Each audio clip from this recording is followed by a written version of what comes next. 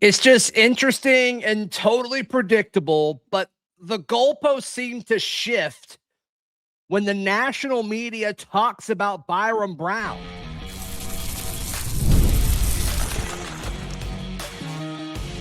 You are Locked On Auburn, your daily podcast on the Auburn Tigers. Part of the Locked On Podcast Network, your team every day. Yes, welcome on into Locked On Auburn, your daily Auburn Tigers podcast. I'm your host, Zac Blackerby. Thank you so much for making Locked On Auburn your first listen every single day. We're going through a list. We're going through a list today written by CBS Sports, published by CBS Sports, written by Shehan Jayaraja. And I agree with most of it. And I think the reasoning for some of this is solid. But in this offseason, there's a lot of talk about fit. And this is him ranking the 10 quarterbacks that have the best fit. And later in the show, there's a quarterback not on here. And I think it's important that he's not on here. And for Auburn, we'll jump into that in just a moment. They have Byrum Brown at 5 as the 5th best fit in their new landing spot among transfer portal quarterbacks. There's just one thing. When you talk about fit in a new system, he's in the same system. A system last year where he threw for 33,158 yards, 28 touchdowns, just 7 picks, 1,008 rushing yards, and 14 touchdowns. And so leading the list, not surprising if you follow any of the portal rankings, people love Drew Mestemaker, who transferred from North Texas to Oklahoma State. Fine. And a big reasoning why folks are so high on him is that he's following his offensive coordinator. He's following his coach. It's a similar situation. And I just, I think Mestemaker at Oklahoma State is solid. And I think some of the defenses that he's going to have to face aren't as good as the ones Byrum Brown is going to have to face. So I get it. Okay, that's fine. If you want to have him at 1, okay. Brenden Sorsby going from Cincinnati to Texas Tech is one that I'm not fully with.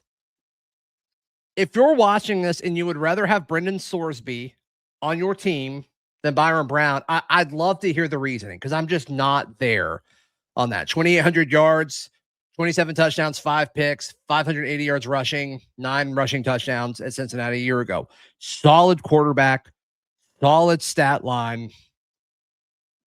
Did it in the Big 12 and now going to Texas Tech where they're going to put resources around them. I'm totally okay with that. But we're ranking fit here. And the fit is different. It's a different system. It's a different scheme. And so I don't know if I'm fully in on that one. Number 3 is Josh Hoover at Indiana. Indiana is going to get every benefit of the doubt, and they absolutely deserve it. They absolutely should. And I think Kirk Cignetti is going to be great for Josh Hoover. Josh Hoover turned the ball over a lot last year at TCU, 13 interceptions. Okay, fine, whatever. But part of the reasoning of why he has Hoover so high is Hoover has been one of the most productive quarterbacks in college football over the last 2 years, but was often asked to do too much on a TCU team that struggled to run the ball. It's like, one thing, we're talking about fit.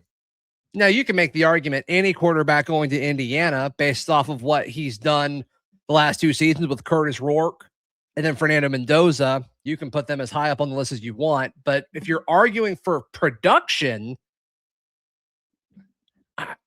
nobody was more productive than Byrum Brown last year. Sam Levitt at LSU, of course, is the other one that's going to be consistently ahead of Byrum Brown. Was banged up last year. He's got a foot injury. And to me, I still don't understand why that's not being mentioned more, but whatever. Maybe it's fine. Maybe it's fine. So he's at 4, then Byrum Brown is at 5. And interestingly enough, just for those keeping score at home, he has Jackson Arnold going to UNLV at 8. How about that? So I just, all of these things saying, okay, this is a perfect piece to, a puzzle at their new school. I'm fine with, these are good quarterbacks. These are all guys that we mentioned And then the Byrum Brown noise got so loud. It's like, oh, he's bringing Byrum Brown with him. Discussing any other quarterback is pointless. And obviously that's what happened. Aiden Childs going from Michigan State to Northwestern's on here. Jaden Craig going from Harvard to TCU's on here. The guy from James Madison, Alonzo Barnett going to UCF. That's cool. And then they have Dylan Raiola on here. He's going to be a backup, which is kind of interesting. But all in all, regardless, when you talk about fit, and that's going to be a new thing because I think Indiana's success and what Kirk Cignetti done at Indiana, fit is going to be discussed more this offseason than it probably ever has. And it should, because we're about to figure out, okay, is there actually a big shift happening in college football where everybody has talent and now it's about putting the talent in the right places? Or is this just an outlier? And we don't know. We don't know. For the Auburn folks comparing what Alex Golesh has done to, what Kirk Cignetti did in Indiana, like we kind of hope it's not an outlier, right? Like you get those guys, you put them in pieces, the fit, which is a theme here. Don't let them lie to you. When it comes to fit, Byrum Brown has the best fit at his new school because of the system and because of the guys they brought with them. And if you want to put Oklahoma State in there because of Drew Mestemaker, that's fine. I'm not gonna really push back on that. I disagree with it. But the way people talk about Drew Mestemaker is different than the way they talk about Byrum Brown. And I don't think that's entirely fair. Just going to be honest. I don't think it's that much different of a situation. Here's the excerpt of what he says about Byrum Brown. Brown was one of the top quarterbacks in the group of 6 last season. Now he has the opportunity to help turn around Auburn's offense. The Tigers failed to establish much of an offensive identity during the Hugh Freeze era. Almost said Harsin. But Brown immediately fills many of the biggest holes. While his passing might be a work in progress at the SEC level, his physical running will help set a much higher floor than the Auburn units of years past. And that's just not like, I don't know, the way he writes that is just different than the Mestemaker stuff or the Sorsby stuff or the Hoover stuff. Like it's just an assumed thing that the weaknesses of the previous school are going to go away. It's just a different tone, in my opinion. So I'm curious to see what this narrative is over the course of the offseason. I bet it doesn't change much, and that's okay. But when it comes to fit, Byrum Brown in this offense has been elite for multiple seasons, and that's the truth in all of this. So the fit is what he's already found success with. Can he take that step forward? I think so. There's a name that wasn't on this list, and I do think that's important. I want to jump in on that in just a moment, right here on Locked on Auburn. Today's show brought to you by our friends at FanDuel. FanDuel is America's #1 sports book. Right now, Auburn is a 5.5-point favorite on the road as they head to Mississippi State to take on the Bulldogs tonight, 8 o'clock Central Time tip on a Wednesday. You guys know I love 8 o'clock tips. Doesn't matter. Over at FanDuel, you can get in on the action. And also, they got a cool promotion for an NBA Final sweepstakes. Visit FanDuel.com. Get started. Use your profit boost on an NBA future, and you can get entered for your chance to win a trip to the NBA Finals for 2. Covers flights, tickets, the whole experience. Play your game with FanDuel, the official sports betting partner of the NBA. Today's show also brought to you by our friends at Indeed. We're talking a lot about fit on today's show. And it's the same with running a business. You don't want to just fill the job. You want to find the right, say it with me, fit. And Indeed can do that. You list your job, you let Indeed know like what strengths you're looking for, and it will lead your job listing to the folks who have those strengths and what they're looking for.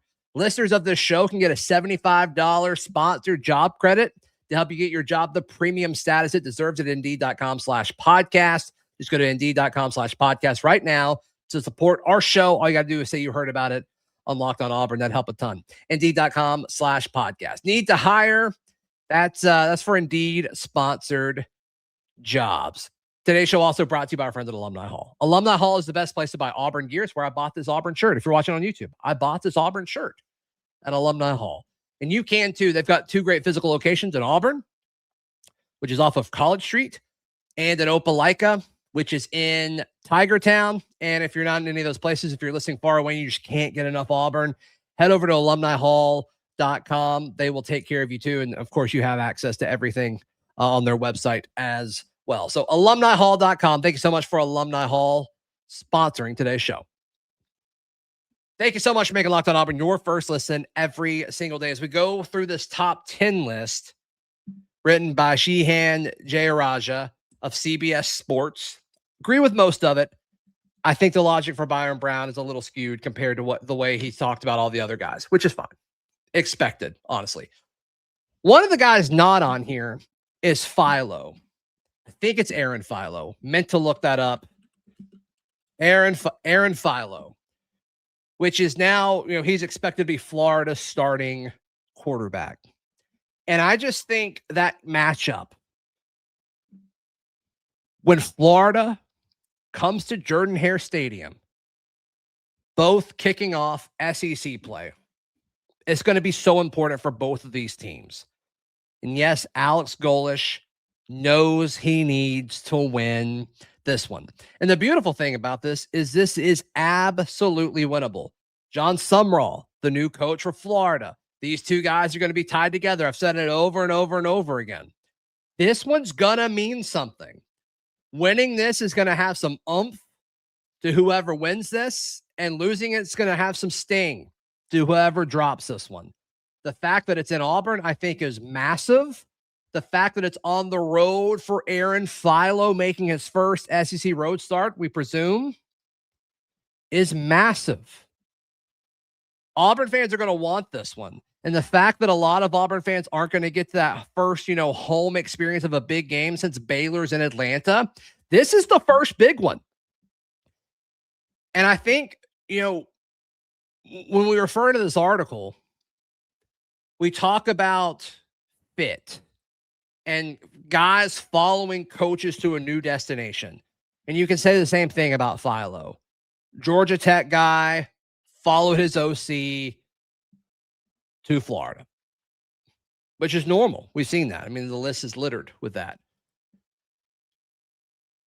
But the playing experience and production, that's the big thing here. And, to throw it back to what Kirk Cignetti is talking about, production over potential. Byrum Brown, we don't have to ask any questions other than, is it going to translate? Which is a reasonable question. People aren't asking that question with Drew Mestemaker. They are asking it with Byrum Brown. And I guess that's because of the level of defense in the Big 12. I guess. Because you're not really hearing that much. Well, I guess with Sorsby, they stayed in the Big 12. And then Hoover going from the Big 12 to the Big 10. I think that's a jump. Not as big of a jump to USF to the SEC. I want to be clear. But it's just sometimes there are assumptions and sometimes there's not. Or we cover them up. And I don't know if that's entirely logically consistent here, but whatever. But Philo is a guy that's getting a lot of love. And Florida folks really believe in him. I'm not saying it can't work. Believe me, I'm not saying it can't work. And I think Florida's coaching staff is filled with a lot of guys that I spent several weeks podcasting about saying I wanted. I'm not dancing away from that. But I would rather have Byrum Brown in that situation than Aaron Philo. And when you talk about fit, yes, Philo knows the offense because he's been in that room. But Byrum Brown has run the offense that he is running. And I do think Florida and Philo are going to get better over the course of the season. I'm glad Auburn gets them early. I think it's a big deal. And I think when you talk about fit right out the gate, and Auburn looking to start 3-0 with a big win against Baylor and Atlanta, a home win against, a team they should beat, a Southern Miss, right? And then hosting Florida.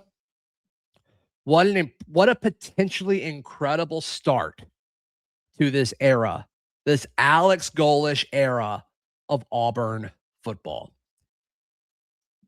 If this new narrative about fit that's getting louder and louder and is absolutely on fire now because of Kirk Cignetti and what he did in Indiana, if it truly is about fit moving forward, Auburn should be and in an incredible spot.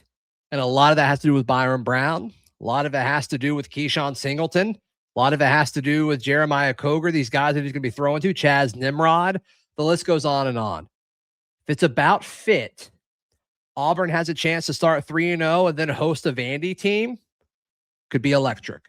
Could absolutely be electric. Stack up those wins early. If they do it, that middle of the schedule is brutal.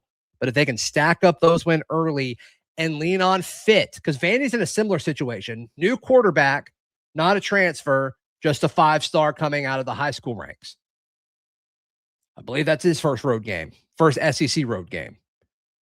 Can Jordan-Hare Stadium be that place that it was for so long where opposing quarterbacks just got rattled?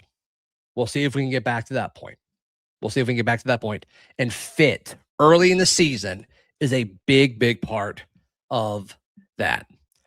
Please like the video. Please subscribe. We'll see you guys next time. This has been Locked on Auburn.